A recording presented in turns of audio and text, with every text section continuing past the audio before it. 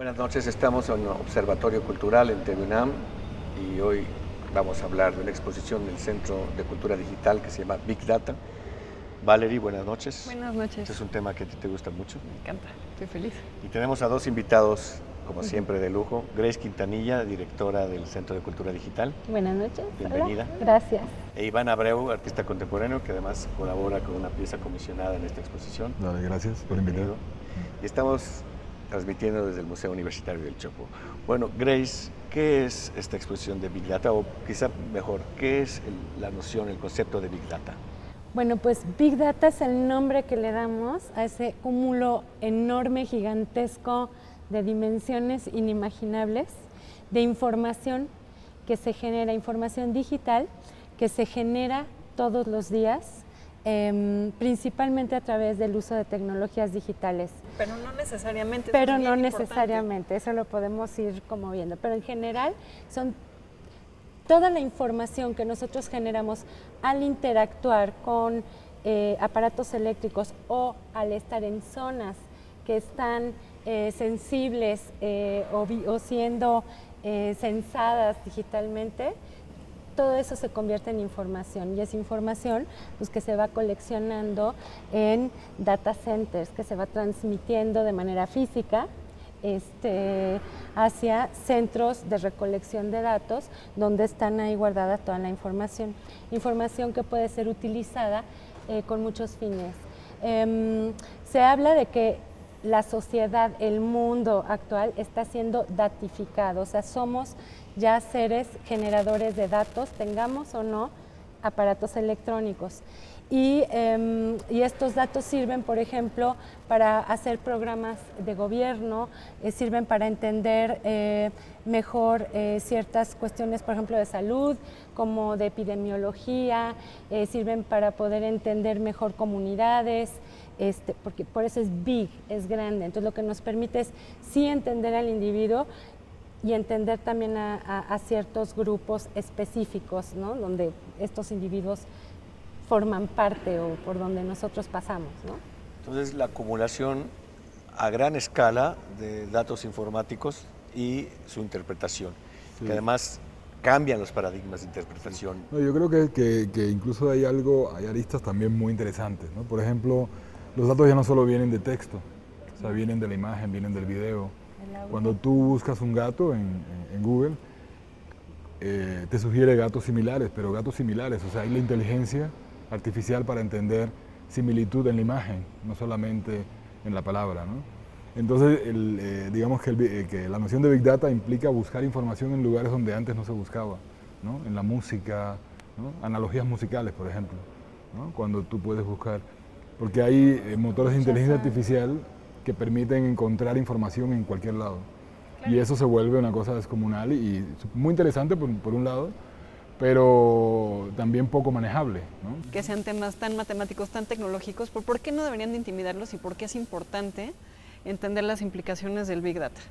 Bueno, es importante porque está afectando nuestras vidas. Aunque no me dedique a eso, ¿no? Y aunque no tenga un celular, aunque no sepa nada de computación. Totalmente, o sea, nos afecta a todos porque las decisiones que se están tomando sobre muchísimas cosas que nos conciernen día a día se toman en cuenta a través del análisis de datos, ¿no?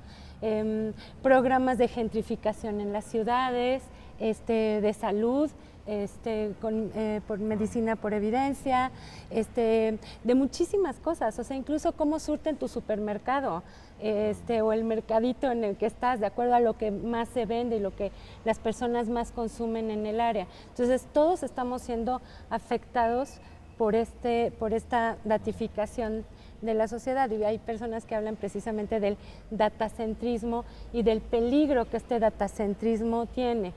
El peligro se da precisamente porque nosotros no tenemos una conciencia de los datos que estamos generando y cómo estos datos son utilizados, y también porque las personas están, por la ignorancia de no saber cómo programar, cómo analizar la información y demás, pues estamos a merced de quienes hacen esos análisis, toman esas decisiones, hacen esos algoritmos o fórmulas matemáticas que deciden, ¿no?, qué es lo que qué es lo que va a llegar a surtir este supermercado, cómo va a estar este sistema de vacunas en tal país. Sí, no, ¿no? el tema ético es un tema que es, la verdad es que no está cerrada esa discusión, justamente está más abierta que nunca, ¿no? Hay casos donde para dar créditos evalúan tus amistades en Facebook, por ejemplo, ¿no?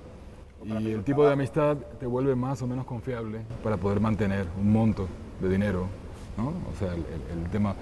Entonces, bueno, eso la verdad es que la subjetividad es si es pertinente o no, si es justo o no es justo. Yo creo que las discusiones humanas sobre la justicia, esas nunca nos pondríamos de acuerdo. ¿No? ¿Y por qué no hay forma Pero de sí es hacer algo que no podemos ser ajenos, Claro. ¿no? A eso, ¿no? Sí, uno participa de la generación de datos aunque no lo sepa y aunque no lo decida. Sí, que es muy importante porque nos concebimos como consumidores de tecnología, pero no como generadores de datos. O sea, no vemos qué es lo que sucede con ese uso que nosotros le estamos dando. Entonces, con el simple hecho de que nosotros tengamos esa conciencia de que cada cosa que estamos haciendo está generando datos, está generando información, eso ya al menos nos ayuda a saber el mundo en el que estamos viviendo. Es como una topografía no tangible, pero que forma parte ya de nuestro mundo. Hay una pieza en la exposición del Centro de Cultura Digital que diriges, que es como una revista que te enseña cómo ser anónimo en la red. Sí. Y a su vez podríamos cuestionar si eso es verdaderamente viable. Es decir, todavía puede ser anónimo. Hace rato platicábamos de que, aunque no, como decía Hakim Bey, este anarquista cibernético de Nueva York, de que si no tienes tarjeta de crédito ni celular ya eres anónimo, eres clandestino. Ustedes decían que no, que con solo caminar ya hay satélites tomándote fotos, etcétera. ¿No es así? Más que tomándote fotos a ti, a menos que de veras seas un peligro para... O sea, lo que sí están tomando, por ejemplo, cómo funcionan Waze y Google Maps y todo esto, pues es que están tomando fotos satelitales para ver como la densidad del flujo en el tráfico. Si tú estás ahí, aunque no tengas celular, pues estás dando información pasivamente, ¿no? Digamos. Y respecto a si somos anónimos o no, yo creo que no, yo creo que está muy difícil realmente que seamos anónimos, pero sí podemos cuidar más la información que damos. Sí tenemos que, podemos tratar de tener cuidado, tener navegadores, por ejemplo, en los que no se guarda tu historial, porque cuando tú buscas, claro, cualquier cosa que tú buscas, y aunque no le des enter, los algoritmos la van registrando. Entonces, todo eso genera información y por eso te llegan, por ejemplo, anuncios en tu correo electrónico o en tus redes sociales que ya están dirigidos hacia lo que tú has estado buscando, hábitos, prácticas y demás, ¿no? Y eso, o sea, uno puede tener el derecho de decir, bueno, yo no quiero que sepan qué es lo que he estado buscando. Hay personas que saben esto y no les importa, ¿no? Bueno, además es un tema... Sí. Perdón, Iván. Sí, yo creo que el querer o no ser anónimo, hay gente que no lo desea, pero ahí es un tema muy interesante porque la verdad es que la noción de ser observado es una noción religiosa prácticamente, ¿no? O sea, digamos, antes de haber derribado, de que la ciencia hubiera derribado, ¿no? La noción de la fe, y todo el tiempo teníamos ese observador omnipresente, ¿no? Y se está regresando un poco a eso, pero ahora desde la ciencia, es muy interesante, ¿no? O sea, cómo se derribó eso, se armó... creamos sociedades donde los mecanismos de control y de presión social y de contrato social venían de otro lado, ¿no? Y ahora vuelve a regresarse a esa noción de ser observado que se parece muchísimo a los mecanismos de control moral de hace 3 siglos. Pero más allá de una paranoia, ¿no será un asunto pertinente hoy en día con el tema de Trump, que ahora incluso... surge la duda si te van a revisar el celular al entrar, si intentas entrar a Estados Unidos y si tienes algún meme contra Trump, te lo quitan y te deportan. Igual es leyenda urbana, pero a donde voy es que las herramientas para llevar ese control ya son un hecho, ¿no? Ya son muy viables, digamos, ¿no? Sí, son viables, pero también hay cuestiones, o sea, también te dan espacios y... entrevistamos a Luchadoras TV, ¿no? Y ellas decían que en el internet sí encontraron un espacio donde que en el mundo físico nadie les hubiera dado. Y yo lo siento también así. O sea, como mujeres organizadas, que queremos hacer cosas y demás, estamos en estos espacios públicos y hemos encontrado un espacio de acción, de intercambio, de conocimiento, de fortaleza muy interesante. Por supuesto que mientras más visible sea esa voz, ese trabajo, claro, esa presencia, más resistencia va a haber, y por eso es que en las redes sociales hay muchísima agresión en contra de las mujeres. Pero eso ha pasado antes de Internet también, ¿no? O sea, cuando las mujeres se organizaban y pedían sus derechos, pues más duro les pegaban, ¿no? Los maridos empezaban a encerrar más a las mujeres, a prohibirles que se juntaran con la amiga sufragista, ¿no? Entonces se está repitiendo ese patrón, pero es mucho más difícil de pararlo en estos espacios, ¿no?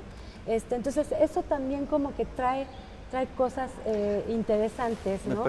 La gente se puede quejar de Trump, se puede quejar de los gobiernos, puede expresarse con mayor libertad. Yo creo que falta literacidad, falta que podamos como entender y no caer en esta cosa de la mirada omnipresente que te juzga.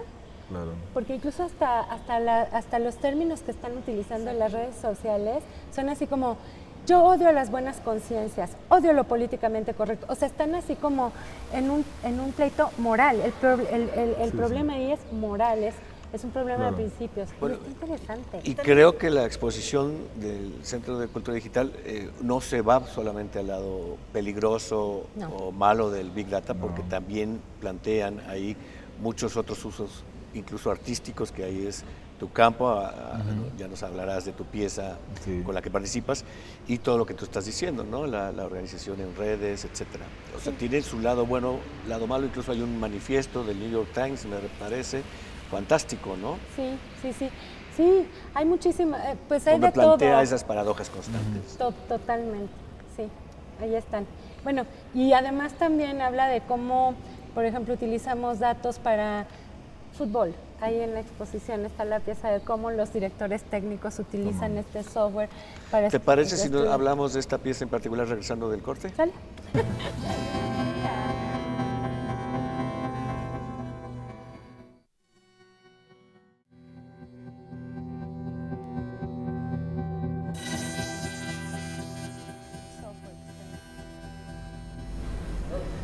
Estamos de regreso en Observatorio Cultural, hablando de la exposición Big Data del Centro de Cultura Digital, una exposición que de hecho viene del CCCB de Barcelona.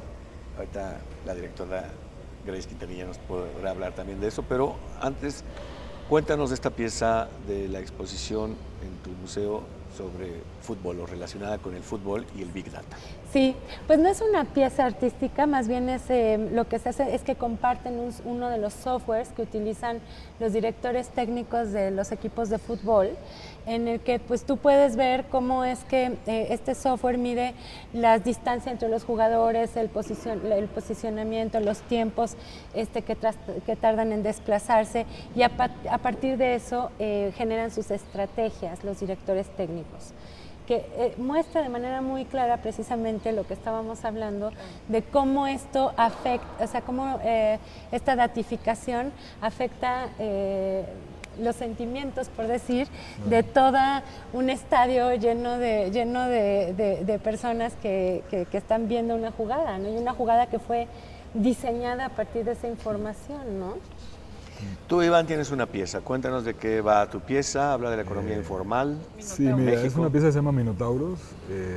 Es una comisión, de manera que te vuelves un poco coautor, porque viene ya con ciertas líneas y te obliga como a pensar, ¿no? A partir de unas premisas que ya vienen dadas por el curador o por quien te comisiona. La premisa inicial era datos de la Ciudad de México. La segunda era el proyecto debería vivir en la pantalla de LEDs del CCD. Y bueno, investigando datos que me hicieran sentido, que me activaran alguna cosa, se me hizo curioso que en México somos en América Latina el país donde todo el dinero que se mueve a nivel país es más del 50%, viene de la economía informal, ¿no? Lo que implica un problema tanto para los que trabajan como para las instituciones, porque primero ellos no aportan, ¿no? a los fondos, impuestos y este tipo de cosas. Y además ellos entonces no participan de los beneficios que eso supone de estar institucionalizado, ¿no? Como seguro médico y retiro y este tipo de cosas. Y la ciudad en particular tiene como el 40 y tantos %, ¿no? O sea, que es muchísimo, ¿no? Para pensar que cada peso que se mueve, de cada peso que se mueve, 40 centavos se mueven de este lado, ¿no? Y bueno, lo que hice fue representar estas magnitudes en la escala arquitectónica de esta pantalla, que es una pantalla que es interesante porque te permite percibirla de una sola vez, si te alejas, pero también vivirla transitándola. Es una pantalla habitable por la escala que tiene, la vas viendo y la vas viendo por pedazos, ¿no? Y la otra cosa es que la pantalla de LED el LED está muy expuesto, y lo que hice fue, bueno, ¿cómo puedo crear una estética que saque partido de ese tipo de recursos de soporte? Y pensé en los LED Gain de los 80s, ¿no? Donde el LED mismo se vuelve significante porque es el puntito de luz que ves mover. Sí. De manera que se ocurren como pequeñas historias de videojuegos que puedes ir viendo cuando estás muy cerca, a 20 centímetros de... Y con estas dos, digamos, puntos de partida, como rescatar esa estética de juegos de LED antiguos, digamos, un poco old school, ¿no? y dividir el espacio con estas proporciones, pues quedan el 40 y tanto, casi la mitad quedan atrapados buscando salidas en este laberinto, ¿no? Como minotauros. Y la otra mitad en un espacio que ya no es, que es un espacio fácil, por decirlo, ¿no? Donde no hay dificultad. Y fue la manera en que se me ocurrió de representar este dato, ¿no? de la economía informal en México, creándole esta capa divertida, un poco lúdica, quizás hasta para niños incluso, ¿no? Sí. Y bueno, la pieza en realidad solamente, digamos, te involucras con este tema cuando lees la ficha. En realidad lo que ves es un gran juego de los 80, 70, ¿no? Y bueno, pues fue mi aproximación, no sé si buena o mala, pero fue la manera en que se me ocurrió de reaccionar a una comisión de obra que venía también como muy dirigida, ¿no? O sea, el soporte ya le daba un tono. Totalmente. Que sí. Yo no podía, pues nada, era para esa pantalla. Y punto, es una pantalla, ¿no? Que está ahí que fija, ya está ahí, ¿no? Que tú aprovechaste, ¿no? Y bueno, tenía que ser sobre la ciudad, porque finalmente, por razones, digamos, la línea así era, la línea de la curaduría. Y pues básicamente es eso. Y Minotaurios creo que lo que más me gusta es el nombre. O sea, tiene ahí como una densidad que hace un señalamiento un poquito político sobre el problema, ¿no? Y bueno, si no te involucras de esa manera con la pieza, es una pieza bonita, divertida, ¿no? De una gran escala. Es un software finalmente, o sea, es activa. Que tú diseñaste, que yo programé y bueno, que programaste, ¿no? En la infraestructura de la compu que controla esta gran pantalla, ¿no? Que eso hablábamos mucho también de este Big Data, ya es una materia prima para los artistas, ¿no? Hay otra pieza ahí que hay unos globos terráqueos representando también ciertas cifras de la migración de las aves. Esa pieza es muy bonita. Esa es hermosa, de cómo cambia, digamos, la geografía del globo terráqueo si la dibujáramos a partir de datos, ¿no? De datos. Esta otra, ¿perdón? Sí, creo que uno de los grandes aciertos de la muestra es que visualiza datos en muchísimos soportes. Algo no hay invisible, una apología de lo ver, digital, a pesar de que el ADN de todas las piezas viene de datos digitales. Hay piezas que encarnan en fotos impresas, otras en globos terráqueos, otras en dibujo. Hay una muy linda que es como la huella digital de películas que toman. Esa es preciosa. Esa es hermosa, ¿no? Cuéntanos de esa, Selma es preciosa. Bueno, sí, esa es, toman frames de películas ya libres de derechos, ¿no? Cada cierto tiempo para que quepan en una impresión fotográfica. Cada línea es un minuto, me parece. Cada línea creo que sí. Bueno, creo que él saca la cuenta, el artista saca la cuenta para poder lograr meter el tiempo de la película en una impresión de 1 metro por 2 metros o lo que sea, ¿no? Y se ve su gama de colores. Y te crea como la huella digital de la película, porque lo que queda ahí es como la impresión del arte de la película, ¿no? En términos de color y de textura. Es muy bonita, se me hizo una manera muy inteligente de representar en una sola impresión el tiempo, ¿no? Sí. Hay otra pieza que es una montaña de fotos impresas que representan 24 horas de la cantidad de imágenes que se subió a creo que ni siquiera es una hora. Supuestamente ¿no? creo que era en 24 horas en Flickr, pero en el 2011. Ah, en el 2011. Y era en Flickr, o sea, que ahorita ya Flickr ya fue, Claro. ¿no? Pero bueno, en esa Estaría época como Instagram, que la ¿no? gente... Tal vez. Claro. Y yo creo que la montaña cubriría todo este Es espacio. fantástica porque te permite ver esta Claro, de una manera abrumadora producción. No, y de una manera datos. encarnada, porque es una pieza para el cuerpo, no es tan racional, o sea, tú sientes la cantidad, ¿no? Y te puedes meter a pisarlas, todo Sí, esto. hay mineros de datos que van buscando fotos y arman historias y les toman fotos y demás, muy interesante. Y hay piezas que representan los datos no necesariamente de forma visual. Tienes una pieza sonora muy bonita también, la de Deep Flight. Sí, esa es de Rodrigo Sigal y lo que él hizo es utilizar el espacio memorial para hacer El espacio memorial es una que es un sala de espacio blanco exposición. enorme subterráneo donde hacemos piezas, composiciones de arte sonoro. Y lo que utilizó como materia prima Rodrigo fueron los datos del tráfico aéreo en la Ciudad de México. Entonces, también él vio los mapas de circulación de los aviones antes de aterrizar, que son circulares y que que tienen la misma forma, precisamente una forma similar a la del espacio memorial, ¿no? También está hecha específicamente para ese espacio. Entonces se hizo ya toda la sonorización y la composición utilizando esta información y utilizando archivos gratuitos de internet que puedes conseguir de audio de centros de control aéreo y obviamente pues de aviones. Es una pieza de 13 minutos que además programó con nuestro equipo para hacer toda la iluminación. Otro de los temas que exploran ustedes en la exposición es el de el lugar o la forma en que se acumula toda esta información, es decir, esta idea que muchos tenemos de que la nube, la información está en una nube, es decir, es inmaterial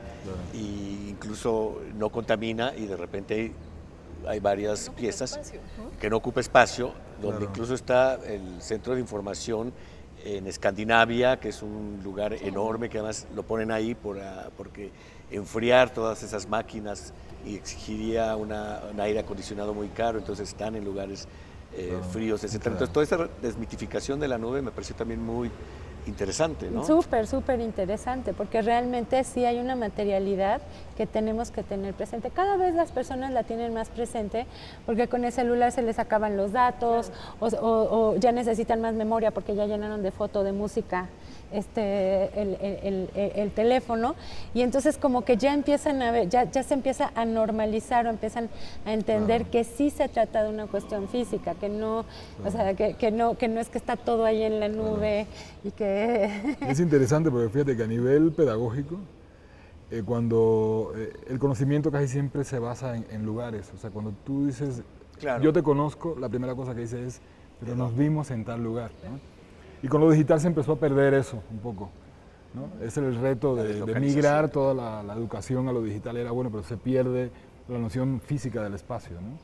Y resulta que ahora estamos volviendo, las nuevas generaciones están entendiendo el espacio digital como realmente como espacio, ya pueden sentirlo, ¿no? O sea, hay una educación, ¿no? Es como lo que pasa con la manera en que vemos la pantalla cuando has jugado videojuegos, ¿no? O sea, los que no venimos de esa historia, vemos el centro de la pantalla, los que están acostumbrados a ver cuánta vida le queda, cuántas armas puedes usar, ahora observan más los contornos. Entonces, producir narrativa para ese tipo de público ya implica un lenguaje cinematográfico diferente, ¿no? Entonces, todo esto va cambiando y es súper interesante como, ¿no? Sí. Y no solo cómo ven, también cómo perciben las cosas. Por ejemplo, uno de mis hijos le cuesta ahorita, tiene 14 años, le cuesta mucho trabajo distinguir entre qué es un videojuego y qué es una película. Ciertos videojuegos y ciertas películas no puede distinguir. Yo le digo, bueno, pero es que hay interacción. Pero eso para él no es una diferencial del cine. Porque lo que él está poniendo atención es en toda la parte narrativa, en la dramatización y demás, la trama del videojuego, más que en la interacción, ¿no? Entonces es muy interesante igual cómo se están escribiendo estas nuevas piezas literarias, ¿no? Que están en un soporte distinto al del libro y que sí son concebidas como pues piezas coautorales, ¿no? No, creo que el propio Spielberg se quiso meter mucho a los videojuegos porque es un terreno de nuevas narrativas, ¿no? Totalmente. Implica la Totalmente. interactividad, sí, y las posibles historias paralelas, ¿no? Sí, Así es, así es. ¿Cuál es el horario que podemos visitar esta exposición en el Centro de Cultura Digital que está en la Estela? Está abajo de la Estela de Luz, Reforma y Lieja, y nos pueden visitar de martes a domingo de 11 de la mañana a 7 de la noche y pueden ver los programas educativos del Centro de Cultura Digital en www.centroculturadigital.mx. Donde además puedes descargar libros gratis sobre temáticas relacionadas con las tecnologías, ¿no? Hay uno Con del- todo lo que tiene que ver con cultura digital. Hay uno que es el Común Digital, ¿o cómo se llama este? Sí, el de Cuenca, el de López Cuenca, López los Cuenca. comunes digitales. Los Comunes Digitales, muy Sí. buen libro, sí. Sí, deberíamos de hacer algo en conjunto porque es todo tu tema. Me encanta. Sí. Vale. La exposición es de Barcelona. ¿Por qué decidieron traerla a la Ciudad de México? Pues la exposición la curaron en el Centro de Cultura Contemporánea de Barcelona y con Fundación Telefónica allá. Nosotros aquí tenemos buena relación con Fundación Telefónica y nos pareció súper pertinente traerla, entonces nos buscaron ellos para ver si nos interesaba traerla. Ya la habíamos muchos de nosotros visto, entonces dijimos sí, claro, por supuesto, sí la queremos. Pusimos, o sea, sí les pedimos que comisionaran las piezas a 2 artistas mexicanos, porque aquí sí se está haciendo trabajo Que de es visualización, Iván y Rodrigo de Siga. sonorización, y demás. Y es una exposición que ya ha viajado por 9 países y creo que de aquí se va a Hungría. Bueno, ¿hasta cuándo está? Esta hasta el 9 de abril. Vayan a ver la exposición Big Data en el Centro de Cultura Digital. Iván, muchas gracias. Gracias a ustedes. Grace, Gracias. por venir aquí al Museo Universitario del Chopo. Valerie, Gracias al Chopo. Gracias a Chopo. saludos a ustedes, gracias a ustedes por vernos. Buenas noches.